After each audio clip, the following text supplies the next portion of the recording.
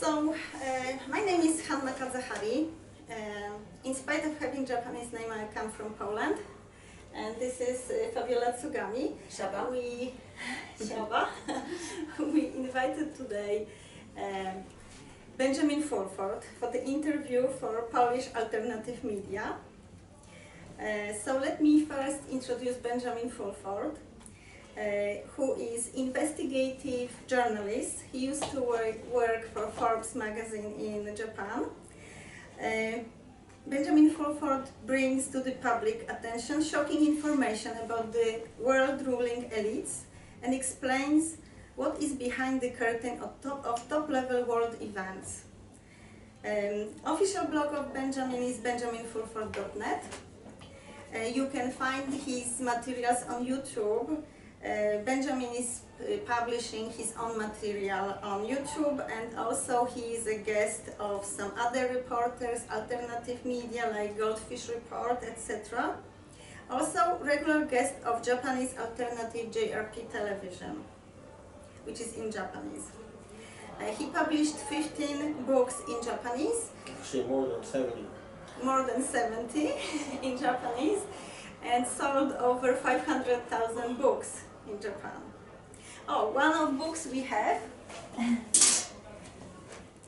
This is one of Benjamin's books. Thank you. So we ask you to meet us because we want to introduce you to Polish public. Polish people are reading your articles in Polish and they are curious about you, why you know so much, is it true, are you a real person? Of course, typically do you really people... live in Japan? Yeah, I live in Japan. We're in Tokyo now, so... We physically met, so at least you two know I'm not a computer graphic. Right, Good. Okay, so so we would like to know why Japan, because you are from Canada. A Polish Wikipedia in Polish language is claiming that you have Polish ancestors. Yes, my mother's grandfather's name was Hollander, was a Polish Jew. all right. And that's my connection there. And you know, they moved to Canada before World War II to, escape the Nazis. Okay. And you were born in Canada? Yeah, and my parents were also born in Canada. All right. Now, the reason I came to Japan was because I wanted to learn about the East, and also because even though Canada has been trying to, stop the warmongering by the United States and other powers, even though Canada alone is just not strong enough to do it. They don't have enough people, they don't have enough power. So one reason I came here many years ago was to convince the Asians to help us achieve world peace. And another reason, and I shouldn't say this, but it's a dirty secret that most Canadians know, is Canada's very cold and the weather's much better in Japan. So similar reasons why we were in Japan. The weather? No, not the weather. Thank you.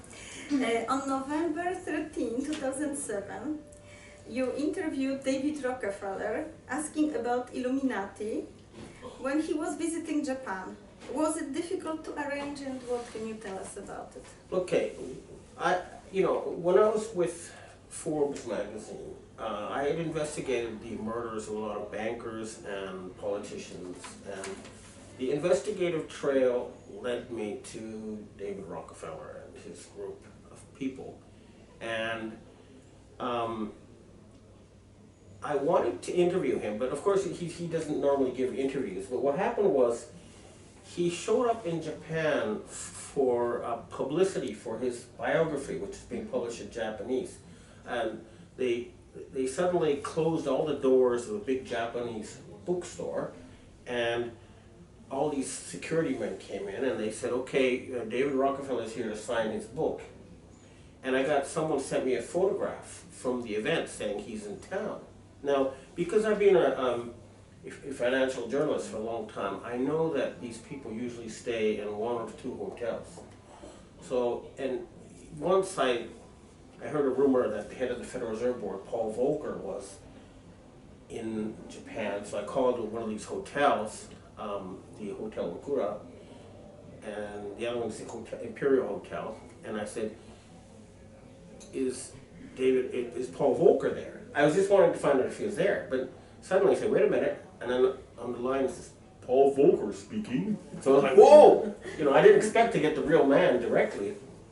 So, but I knew that, so what I did was, I waited until exactly 10 o'clock at night, when I figured all his handlers would be in their own rooms, and he'd be alone, but he'd still be awake.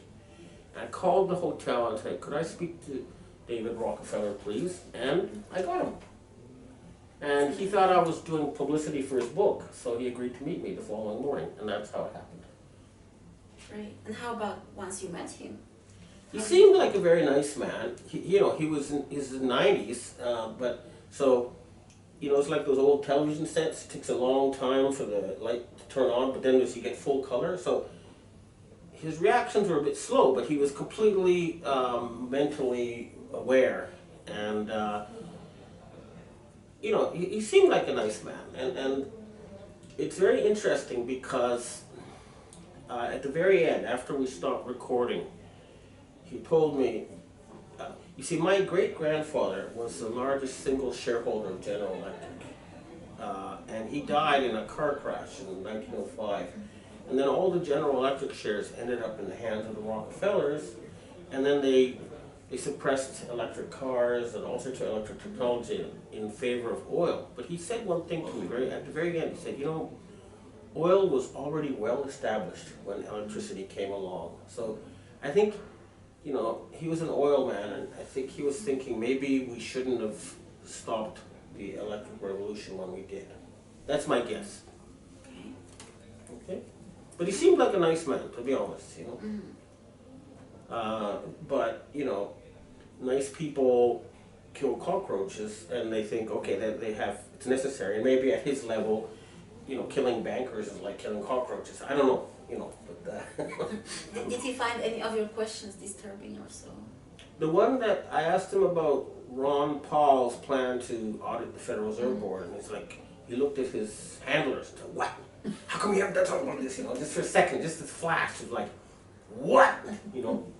He had a super duper Israeli bodyguard and president of a public relations company with him. They were the only two people in the room. And now just me and my cameraman. Okay, shall we go on to the next question? Yeah, we always wonder like how they can plot such things. You know, when you meet, I was watching, this was my first time I saw you on YouTube. My first material of you was with David Rockefeller, and I also had an impression that he is like a nice guy. If I meet him, and I don't know who he is, I would have just normal, typical conversation, and how it is possible? Well, it's because at the end of the day, there's so much money involved. And, you know, for example, we have trillions of dollars being spent on oil. And there's so many people whose life depends on that oil money that there's like a powerful interest to stop, for example, alternative energy. And it's beyond an individual. It's sort of like it's got momentum from history. It's like large groups of individuals. So what you have is, you have these powerful interest groups, and then you have a few people at the top who represent them, but the groups are so powerful that the individuals can't be separated. You know, it's like a collective conscious associated with power and money.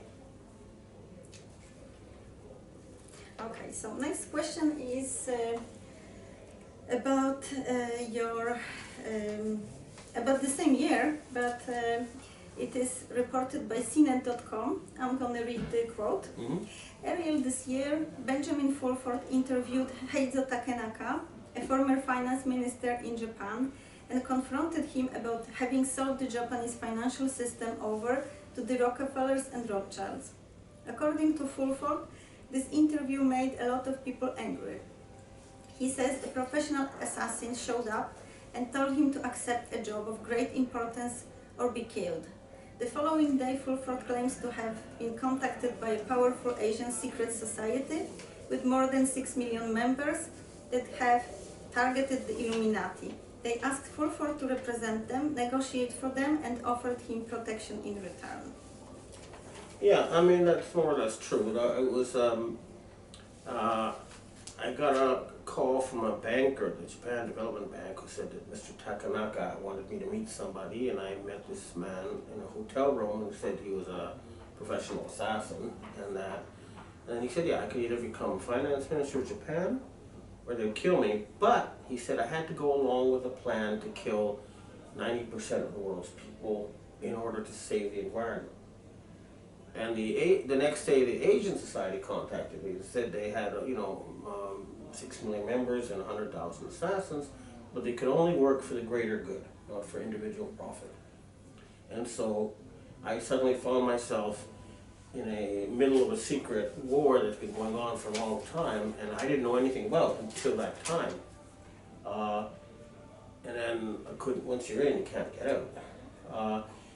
And I'm going to go to your next question about the White Dragon Society. What happened was, when I went to Taiwan to meet the leaders of the Asian Secret Society, they told me to contact Western secret societies and groups that would be willing to work with them. And there were many such groups. So for example, in England they had what was called the White Horse Inn, where they decided to translate the Bible into English so that the average person could read it instead of having to rely on Latin-speaking priests to, and most of them were murdered, but they managed to escape. One of them escaped to Switzerland, and they were able to produce the English Bible. And so there are also people in the U.S. military who want to be the good guys. You know, they want to kill, they want to fight bad guys and be good guys. They're simple thinking, but they're good people, and they were angry at being manipulated by evil people for the wrong reasons. They wanted the U.S. military to be a force to the right. So there's a lot of people in the U.S. military-industrial complex who agreed that something was wrong, especially after 9/11. And it was a Nazi coup d'etat in the United States. A fascist Fourth Reich was born, in my view, on 9/11. Could you please tell us a little bit more about the White Dragon Society and how you got in touch with them? Well, like I say, I mean, I after that, all this happened. All sorts of people came to me. People from the KGB, from the after CIA. the Rockefeller. Yeah, after the Rockefeller and after the secret society came to me. All right. Then I got contacted by, like I say, people from MI6, the British intelligence, from North Korean spies, KGB, CIA, etc., etc. And suddenly, all these secret, then the assassins from, the Middle East, they still exist, and all sorts of secret groups that, you only read about in mythology suddenly were contacting me. So what was the reason why? What well, it's sort of like, I think it's like when you have a very dry forest and the conditions are right and there's a spark and then everything starts burning. I think it's something like that. Okay, and how about, could you tell us a bit more about this White Dragon Society? Who are they? Where are they from? Well, there's members, like I say, from all these different organizations around the world, and it's sort of like a Western group of people who want to make the planet better. It's like the Eastern one. It can only be used for the greater good. It can't be used for personal benefit. But we are in a situation, we're dealing with a ruling class that murders and lies, and so we have to protect ourselves by not revealing who we are, and we have to fight the lies by spreading the truth, and that's what we do. We ourselves have been living here, well, me over 30 years in Asia, China, Japan, 25 or 6, and we were just wondering, in Japan, how closed the society is, and kind of xenophobic. So how come they would, you're a Western person, how come they would be there's a trust? Well, one of the important things was, in one of my early Japanese books, I warned that SARS was genetically engineered bioweapon that was designed to kill non-Europeans. And I said this at a big public, speaking event, and someone said, well, why does that matter to you? And I said, because my daughter's mother is Japanese. So it wasn't just about strangers. They were trying to kill my family. I see. And I think that's why they realized I was sincere. Okay. You wanted to ask about the population, and you mentioned that there's a first assassin who contacted you. He told you that they want to kill 90% of humans. Yeah, I have a tape recording of it, this meeting, and he said they wanted to use disease and starvation because war just didn't kill enough people. And I was contacted by other people too, where they're saying, look, it was the useless eaters that, 90% of the people on the planet just... Useless eaters? Yeah, they don't produce anything, they just destroy the environment. So they thought, in their own distorted, sick way, that this was a good thing. Now, there was a fight in the Western elite in the year 2000, just before 9/11, where you had the global warming people who said, we can protect the environment by putting a tax on carbon. We don't have to murder 90% of the population. But they lost the battle inside the elite. And it was the kill 90% people who took power in the United States and started, and then you can see they started spreading bioweapons like SARS and Ebola and bird flu, and they tried to pay farmers to grow oil energy instead of food, and they created a starvation crisis in 33 countries. So you can see there, it's a historically provable fact that they were trying to murder 90% of the population. Now, that meant that we sort of allied ourselves with the carbon people, but the problem is, I don't think their plan is the best one. It's first of all, it's based on a lie. Carbon doesn't cause global warming. And second, it still leaves an elite who have been incompetent at ruling the planet in charge. So we've been pushing for a very different policy, which is like a giant campaign like World War III, but this time it's like a huge campaign to immediately stop destroying the nature, and then to release all the technology that's been hidden. And if we start with big, let's just all save the planet together. This would be more effective and quicker than some global tax based on lies that enriches just an elite. Speaking of the population, could you tell us a bit more about Japan? Do they have, what is the prevailing method here, or? Yeah, what I was told was that Japan had been instructed to reduce their population to 70 million, and that it's preferable if they could do it through, dropping the birth rate and other methods instead of, killing people, but they had to do it. And that's why the government has, put in policies that encourage depopulation. They discourage women from having children, and the economic incentives are structured so that if you have lots of children, you become very poor in your old age. Whereas in developing countries where they have a large population growth, it's the opposite. The more children you have, the richer you are in old age. So they set up a system that was designed to depopulate over time, and that's what we're seeing now. How about other means like chemtrails, vaccinations? They put in food. Yes, they put in cancer-causing chemicals in many daily products. More than a century ago, less than 1 in 20 people got cancer. Now it's 1 out of every 2. Yes. I mean, all the imported wine, for example, in Japan, every single bottle I can find has cancer-causing nitrites in it, for example. And they also put sterilizing chemicals and feminizing chemicals in shampoo and all sorts of things. Just like you mentioned, because Japanese are famous for longevity, long life, and being very healthy, right? Especially considering the diet. But as you just mentioned, 1 in 2 Japanese gets cancer, 1 in 4 men will die from cancer, and 1 in 6 women. Yeah. And so, where does the cancer mainly come from? Well, you know, there was actually, I was given a list of cancer causing chemicals that Prime Minister Yasuhiro Nakasone overrid the Japanese bureaucracy and ordered that they be put into daily products. So I've actually published this list. So you can trace it to Nakasone. And he said he was forced to do this by foreigners. By foreigners? Yeah, this would be, you know, people who are trying to depopulate us, you know. All right. And there's a question we also wanted to ask you. Why do they want to depopulate? What is your stand on that? Again, they think that there should only be about maybe 200 million people on the planet, or maybe at most 500 million, in order to have a balance with nature. That's what they're thinking. You know, they're Nazis, and the Nazis, they're, okay, they have many aspects, but one thing is that they're really into ecology and preserving nature.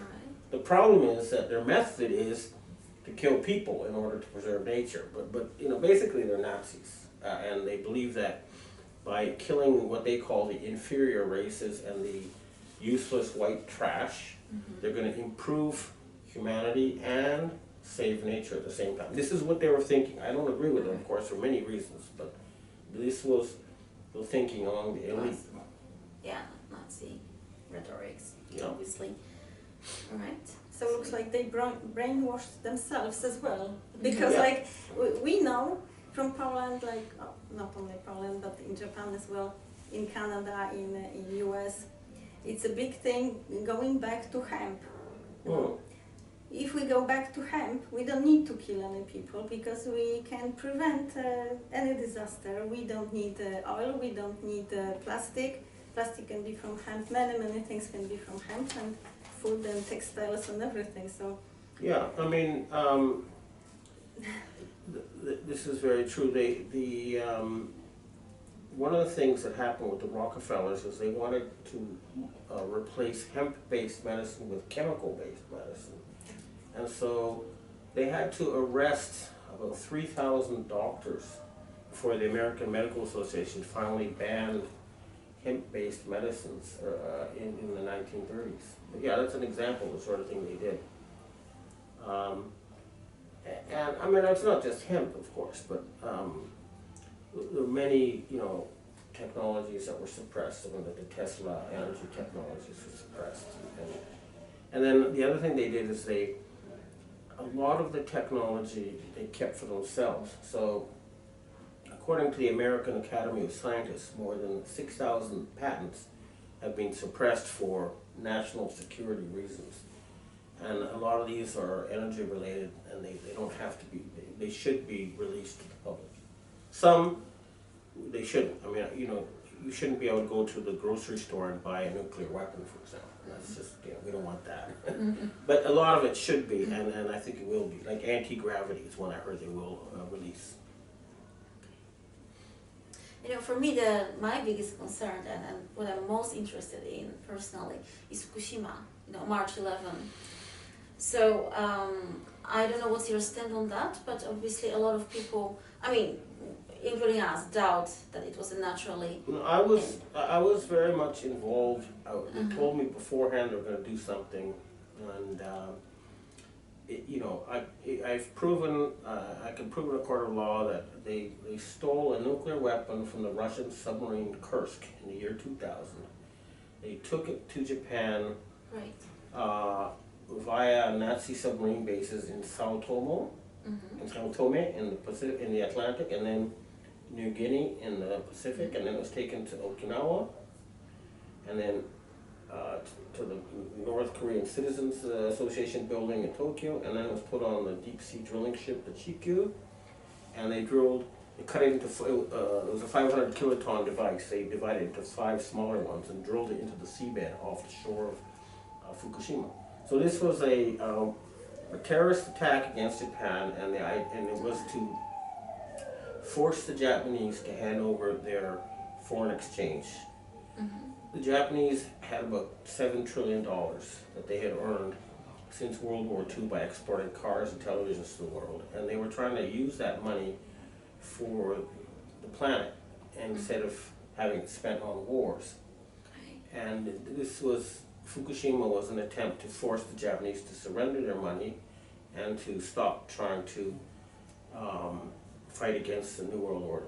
So it was definitely a nuclear explosion in, Oh yeah, it was in the ocean, right? Yeah, it was drilled into the sea. That's right. All right, and you're probably familiar that at the power plant, they had like Israeli security company. That's right. Magna BSP was put in charge, and they used a small-scale nuclear device there to blow up one of the reactors.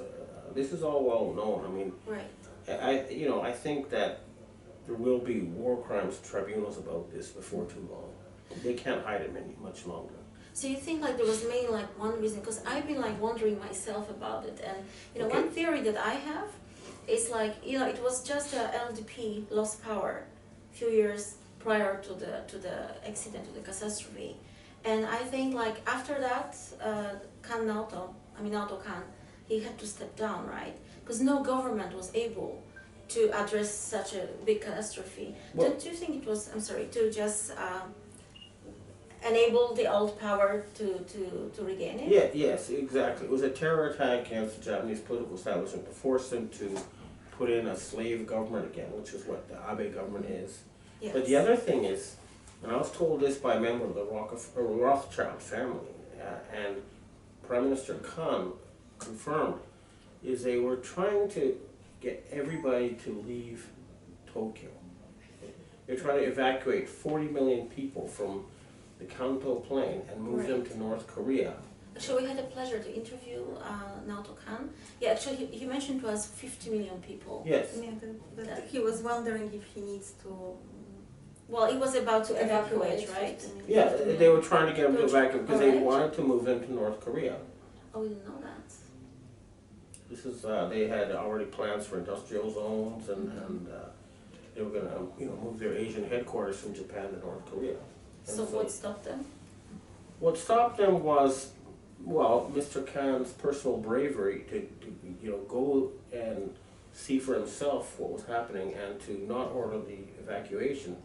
But the other thing that happened was that immediately after Fukushima, there was hundreds and hundreds of earthquakes on La Palma, which is a big rock in the Atlantic Ocean. And if they say that at a certain point it's going to fall into the ocean, and if that happens, a 100-meter tsunami would hit the U.S. East Coast and Southern Europe. And so some power threatened the West. They said, if you do that, if you use a tsunami, we'll hit you back with a bigger tsunami. And that forced them to back off. Right. You can check. There were a whole bunch of earthquakes at La Palma right after Fukushima. Right, we will. Definitely. Thank you. No. Japan, yeah. Well, actually, I have something I want to mention. Now, Yes, please. As you know, the entire Polish government died in a plane crash. Yes. On the anniversary of the murder of the Polish officers. 2010, Yeah, That was deliberate murder to force Poland to give up their own currency, the zloty. All right. And Donald Tusk was awarded the EU job for going along with it. Was it a reward? Yeah, and so that man, I believe Poland doesn't have a death penalty, but he's the sort of person who should get it if you had it, But I think it's important that Poland, fight for justice on this issue, and I support the Polish people and the Polish government in their efforts to bring the truth of this murder of the Polish government by the families that own the EU, and let the world know this and bring these people to justice. And I think you'll find that people like Mario Draghi, Donald Tusk, Victor Emmanuel, the Agnelli brothers, these are the people who were specifically responsible for that murder, and I want to see them face justice. His name is Tusk. Tusk. Oh, we pronounce Donald Tusk. Tusk, okay. And we have a book published by investigative journalist Wojciech Sumliński recently, published and it was written together with secret agent man who helped. That Donald Tusk is a German spy. He was trained by Germans, and then he was used to do all sort of nasty stuff to Poland, Polish people. And we have that problem in Poland, like every other country, even Canada, I think, that we have banksters government.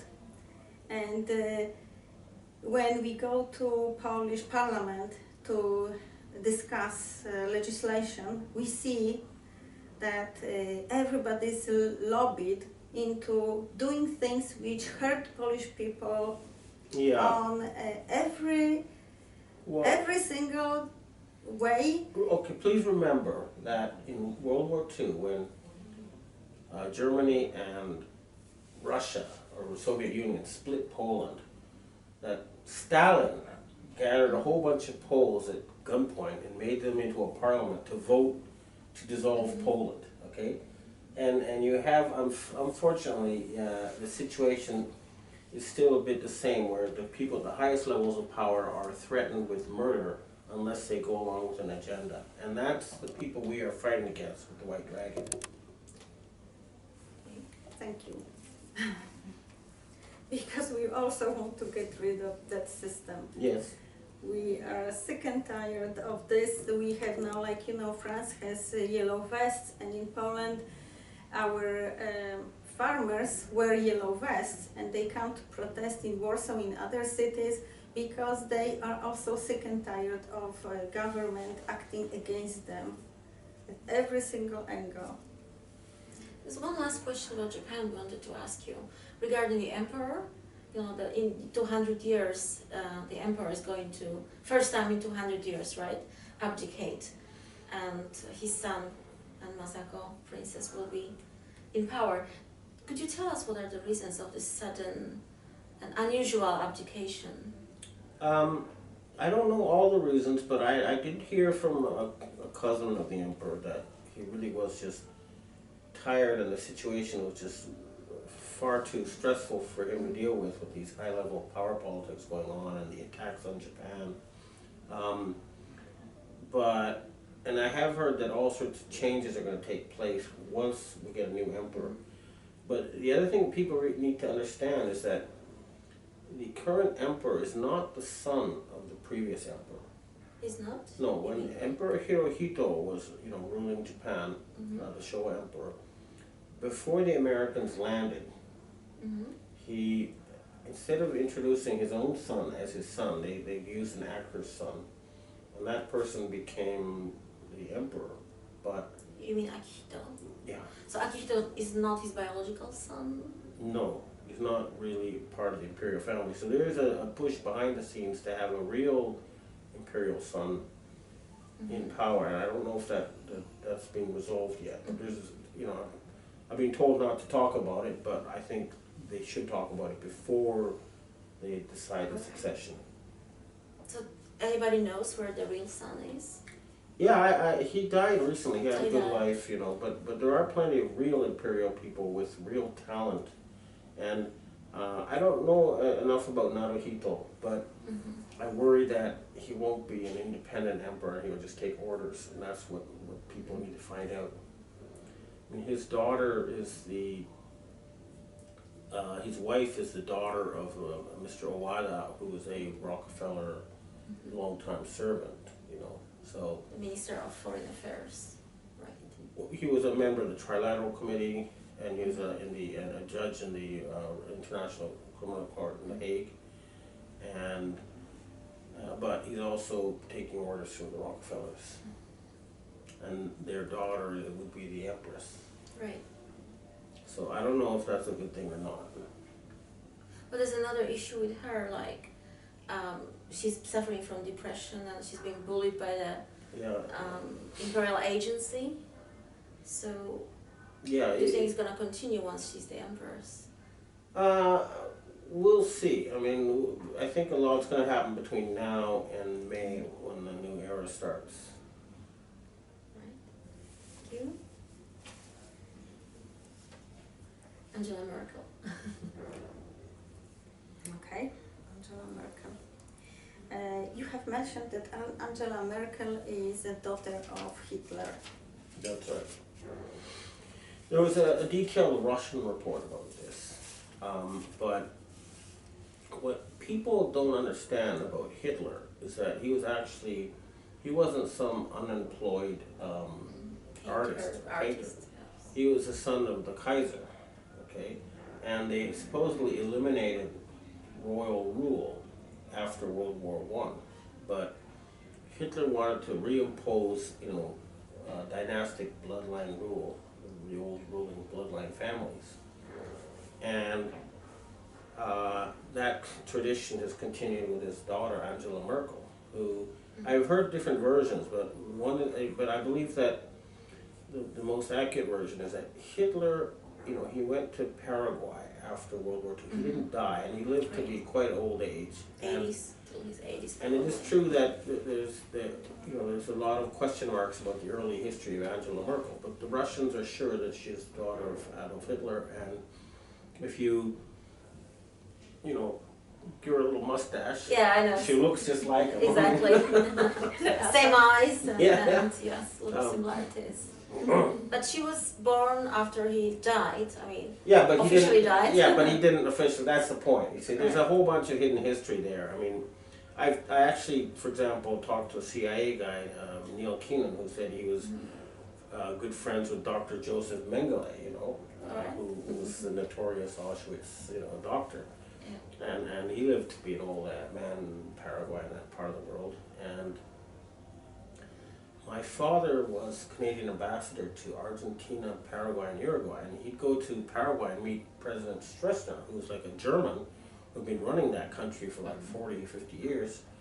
And I went there, and it was like a Nazi colony. What can I say? I was there. Yeah. That's what it was. Oh, you saw it with your own eyes. Yeah. So, and that's where apparently the Bushes took over the Hitler Ranch. The other interesting bit of history is that right next to the Bush-Hitler Ranch in Paraguay is the Unification Church of Reverend Moon's Ranch. Alright. And this was the intelligence and the secret service of the Japanese from World War II. So it's like the fascists who lost the war set up a secret base in Paraguay to take over again, to start the Fourth Reich, and I think that 9/11 was their big coup d'état when they did it, when they succeeded, and we had been under Fourth Reich rule, and now it's ending. It was not Argentina, it was Paraguay. It was Paraguay. Argentina in the south, Bariloche, that area, also a lot of Nazis. But I mean, a lot of Nazis are good people. It's like you can't put them all with they're good scientists. They invented a lot of things. They're good at space exploration, and it was a very good system for the Germans. They came up with the idea of paid holidays. They built the autobahns. They had the idea everyone should have a car, a Volkswagen. I mean, let's not just say everything about Nazism was evil, but. Well, we have all these brands still here, like. Yeah, but the part about killing 90% of the people, that was wrong. For sure. Okay, so next question. What is your assessment? How strong is the alliance opposing New World Order? Can Third World War be prevented? I'll be honest, I think we've already won. And of course, Third World War will not happen. And I think that we're going to have a new age, and it'll be a wonderful age. Right. That's what we need. Positive message. I think our last question about Asia, regarding One Asia, quick was question Huawei. about the recent news rumors about George Soros being arrested on February 3rd in Switzerland. Okay, here's what I know about. I was told by a U.S. military contact a couple of years ago that George Soros had been killed. And of course, when I get information, I try to triangulate, I get different sources. So I didn't write that at the time, but I followed out, and then his children, his 5 children, announced they're dividing up his fortune among themselves. You don't usually divide up an inheritance until, you know, the person's dead. And then after that, George Soros stopped appearing in public. They put out a couple of videos that were supposed to be him talking in front of a lot of people, but they were computer graphics. So I'm pretty sure George Soros died a couple years ago, and they were just pretending he's still alive because they were running out of people to hide behind, and they didn't want to expose themselves, so they used him. But it is possible that the group that was using George Soros as a front is being prevented from doing that, and that they may have to officially announce his death or something to end the whole George Soros disinformation campaign. And one last thing I'd like to say about George Soros is that he came to the Foreign Correspondents Club of Japan, and I asked him a question about the families that own the Federal Reserve Board, and I can tell you, there was a look of sheer horror on his face when he heard that question. He was very, very scared. Of course, he gave an evasive answer, but that look, I'll never forget it. He was terrified.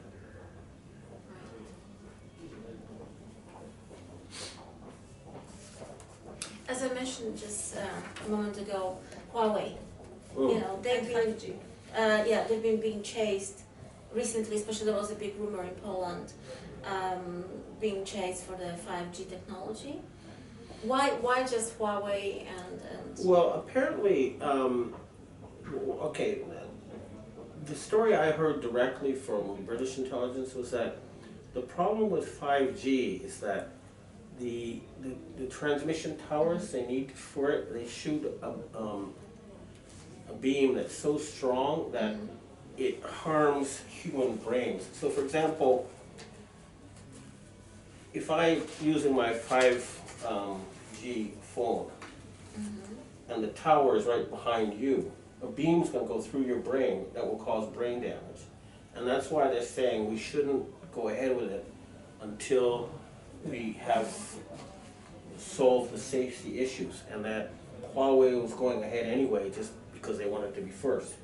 all right? That's the story I'm hearing. I'm not an expert on this sort of things, but that'll I'm be the telling you reason. that's what they told me is the real reason. I see.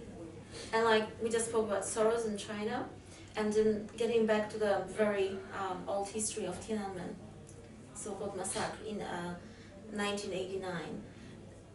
I was just wondering, do you think like, you know, that, I don't know how familiar you are with that movement, students and workers and so on, the suppress of that movement back then, but do you think like Soros could be also behind it, just like the Arab Spring, Maidan in Ukraine? Well, I think if Was it engineered by the same group of people? I think there were a lot of sincere people in China who thought that democracy was the best thing, and I think that Deng Xiaoping and a lot of the elders thought this was a threat to Chinese sovereignty and decided to act against it. You know, but I think there were people in the military and in the Communist Party, including Deng Xiaoping, who thought this was a foreign-led movement that was a threat to their sovereignty. Yes. And I had a friend who was a foreign journalist who was in Tiananmen on the night, and it happened, and apparently the soldiers were all high on amphetamines, and that the Beijing citizens at first opposed them. And I was there after it happened, and he took me on a tour. He showed me all the bullet marks and stuff. So it's an unfortunate chapter in Chinese history, but I believe that Deng Xiaoping and the elders felt that they were protecting Chinese sovereignty, and that's why they did that. I see. Actually, it was in June 1989. I go to China in August. So Tiananmen Square was still closed. And I've heard from my Polish other classmates, like, oh, I went to study in China at that time, that they saw people washing off the blood from the square. They saw it with their own eyes. But then I did some research on it, and it seems it was not really any spontaneous student movement. Although they had like Statue of Liberty, they were using words like democracy and capitalism, but it was rather like a worker-led movement. And I've always been wondering who was like behind. Still, there was someone, you know. I'm sure that there were people like Elliot Abrams and foreign influencers involved, as well as sincere Chinese who really wanted, who sought to change for the better for China, Right. and who really believed that they were pursuing the correct course. Well, same with Solidarity in Poland. Sure. People still believe it was a grassroots movement, that it came from people, but we know it's not the story, although of course we all wanted change, but... Yeah. There is, at the very top of world power, there are these influential people who meet and informally discuss things, and often what they discuss comes to pass. Right. Okay, well, anything else? About Poland, one more. By the way, I'd like to say one thing Yes, about my please. Polish great-grandfather. His name was Hollander, and he invented plexiglass, Really? transparent plastic. Well, he was the head of the team that invented it. This was they wanted to make aircraft windows that wouldn't crash, shatter, and so he is a Polish inventor, I think you can say that. That's wonderful, great. Good to hear that. You're going to make Polish people happy. Recently we are worried because President Trump signed Act S447, Justice for Uncompensated Survivors, which means Poland will be once more forced to pay so-called restitutions for so-called Jews. I say so-called Jews because we don't know where this money is going to, because they were Polish citizens, and now why US is taking care of Polish citizens, we don't know. Based on this act, Poland has to pay $300 billion to US, although in 1960 we had a treaty with US government. We gave 4 million, which was a huge amount for Poland at that I time. can tell you, as someone with Polish Jewish ancestry, you shouldn't pay a penny. And the other thing is that, as far as I know, the real massacre in Poland was the massacre of those citizens of Warsaw after the Warsaw Uprising. And the people killed, there were 6 million people killed. Half of them were Christians, half of them were Jews. And I think it's time that people learn the true history and we stop lies. A 7-year-old lie is still a lie. I mean, they did murder a lot of Jews, but they also murdered a lot of Russians and Christians and Chinese. Yeah, exactly. They killed 20 million Russians. Yes. Our population, Poland population, was the difference between population before the Second World War and after was 11 million people. So Yeah. we had 3 million Jews. Even if Yeah. all Jews were killed, then still we have 8-9 million Poles who were killed, right? Probably as a percentage of the population, it's the highest on earth, right, for that war. And the Chinese also lost 35 million. So I think this whole story about it's only Jews who were killed is wrong, and it's a source of shame for me as a person with Jewish ancestry that they carry out this stupid propaganda to steal money. Exactly. Yes, because we don't even know where this money is going to. Exactly. We just call it Holocaust business. Yeah, and, don't take it. It doesn't go to No. survivors. No. I mean, Reverend Rabbi Cougar of the Simon Wiesenthal Center tried to have my books banned, even though they were condemning, genocide. And it shows the hypocrisy of these people. They're not really Jews. They're not representatives of the Jewish people, and you shouldn't pay them a penny. Yeah, my neighbor in Poland, he was a history teacher and a professor at the university, where I come from, Opole University. And he did a lot of research on Auschwitz, about the 6 million Jews, like always 6 million, right? And, he said it was just logistically impossible to to cremate that many people, because Auschwitz had only one, what do you call it, furnace? Yeah, I mean, It was this only is the sort of, Birkenau, they had more, but... I mean, this is the sort of thing where I'm not going to say that it didn't happen, but I am going to say that it's wrong that they should put people in jail for questioning that story. That's if you're telling the truth. So, for example, say a white American denies that there was ever any black slaves. You know, they would just laugh at them, but they wouldn't put them in jail. You know, so Right. they shouldn't put people in jail for trying to, you know, investigate history. And if it's a true story, then they should just let the truth out. I'm not saying it didn't happen, but I'm sure that there's a lot of lies around that whole episode, and we need to know the full historical truth at this point. But my view is that there's a 6 million number comes from the 6 million inhabitants of Warsaw who were murdered by the Nazis just before the Russians came in. Right. I can tell you that from my father's stories, he was telling me he's coming from small city, Krasnystaw, where Warner Brothers are coming from as well. There were Jews who disappeared. Beginning of the war, 1939, Jews from the city were taken by German soldiers somewhere, nobody knows where, and my grandfathers were relocated to the house which was previously owned by Jews. So they did something with, they were doing something with Jews. My grandfather was telling me that he had many Jewish friends before the war. He was working for a very nice Jewish man who taught him to calculate how much wood they are selling to people. And my grandfather learned from this man calculations because he was not going to the school. And then when his Jewish friends were in trouble, he took them to his barn, and he was keeping them there for some time, worried about them. And the punishment for my grandfather, if Germans find out, which was easy, punishment would be to kill my grandfather, but first kill his kids and his wife in front of him, and then finally kill him.